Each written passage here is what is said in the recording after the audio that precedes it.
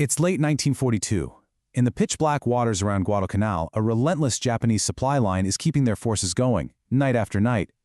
The American PT boats sent to stop them? Well, they're failing, miserably. But you know, sometimes a really desperate problem is about to get solved by an idea that's born in, of all places, a junkyard. So the whole issue really came down to some simple but totally infuriating math. See, the American market torpedoes, they had to run at a minimum depth of 10 feet to work properly. And the Japanese barges they were hunting, they only sat about 5 feet deep in the water. So the PT boat's most powerful weapon would just swim harmlessly right underneath its target every single time. Just imagine the frustration. Every single night, the Japanese ran this supply line down a route the Americans grimly nicknamed the Tokyo Express. And the PT boats, well, they were almost completely powerless to stop it. Their torpedoes were useless, and their machine guns just sparked off the barge's steel armor. They were literally watching the enemy get stronger right in front of them, and there was very little they could do about it. And this wasn't just some tactical frustration. It was getting people killed. PT Boat Squadron 3 had already lost 6 boats and 17 sailors trying to solve this problem. They even got desperate enough to try lashing single-shot anti-tank guns to the decks, but that failed too.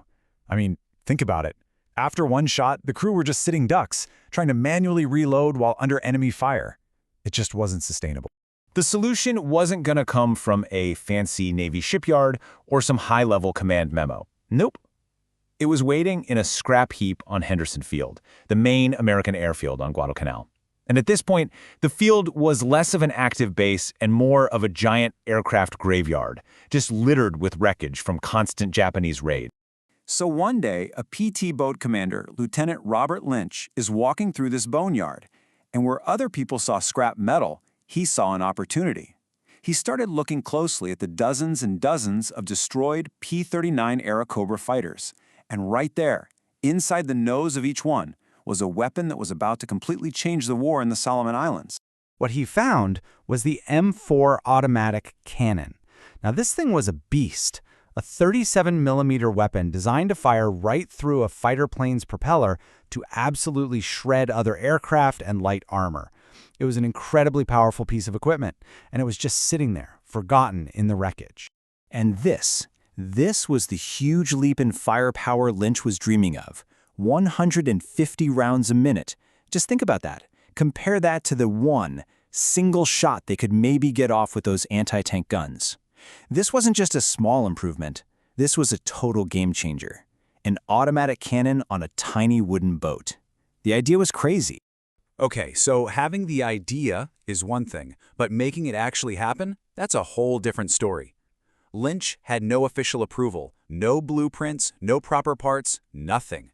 He and his crew were about to try one of the most incredible acts of battlefield engineering of the entire war, mounting a 280-pound aircraft cannon onto the plywood deck of a speedboat. So let's just walk through how they pulled this off. It's amazing. First, they got cutting torches and just ripped the cannons right out of the fuselages. Second, the design for a mount was literally sketched out with a grease pencil on a piece of scrap aluminum. Third, they built that mount by welding together steel from a destroyed plane's landing gear. And finally, they just drilled holes through the deck of PT-48 and bolted the whole contraption down. And get this, look at the speed. This entire process, from showing up at the junkyard to having a fully installed, completely untested cannon on the deck of a PT boat, it took them just 9 hours. They worked all evening and straight into the dead of night. That's just how desperate and how determined they really were. And that very same night, there was no time for practice runs or training. The Tokyo Express was on its way, and the newly modified PT-48 with Lynch in command went out on patrol. A guy named Gunner's Mate Harold Mitchell, who had never fired a weapon like this in his life, actually volunteered to man the cannon.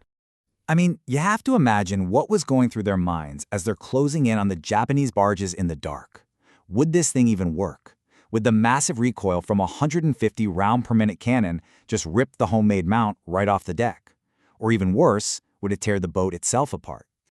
At 800 yards, Mitchell opened fire. The cannon just roared to life, and for 12 straight seconds, it poured 30 high-explosive rounds into the lead enemy barge. The deck flexed, the mount somehow held, and those high-explosive shells, they tore through the barge's steel plate like it was made of cardboard. The results were just immediate and totally overwhelming. In that one single engagement, PT-48 destroyed 2 Japanese barges and disabled a third one. They fired off 90 rounds and then returned to base with 0 American casualties. The junkyard cannon worked better than anyone could have possibly dreamed. And the psychological impact was just as huge. A few days later, American intelligence intercepted some Japanese radio transmissions. Their barge crews weren't just reporting attacks anymore. They were reporting being hunted by demon boats with aircraft guns. They were absolutely terrified. As you can imagine, word of this spread like wildfire. All of a sudden, every single PT boat commander in the squadron wanted what PT-48 had. This one successful mission kicked off this frantic effort to upgun the entire force, turning a desperate, unofficial hack into the new standard. And the data really tells the whole story. Before the cannon, PT boats destroyed an average of maybe 0.3 vessels per patrol. After, that number jumped to 1.8. That's a 6-fold increase in effectiveness. But even more importantly, look at this. American casualties dropped by 60%. This meant that for the first time, the Tokyo Express could be seriously challenged, which saved American lives on the water and helped to starve out the Japanese forces on the island. This timeline just shows you the incredible journey from that first frantic night to official Navy doctrine.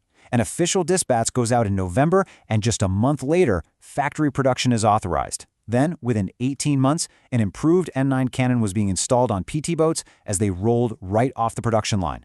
For military bureaucracy, that is lightning fast. You know, the legacy of these little boats is just immense. While only a handful survive today, their impact was undeniable. Equipped with these junkyard cannons and their factory-built successors, they went on to destroy over 800 enemy vessels. That one idea, born in a Guadalcanal junkyard, had a massive, measurable impact on the outcome of the war. So it leaves us with this question, right? The story of the junkyard cannon is just this perfect example of battlefield adaptation. It really makes you wonder, when the stakes are at their absolute highest, does real game-changing innovation come from the top down, from official plans, or does it come from the desperate, brilliant ingenuity of the people facing the problem head-on?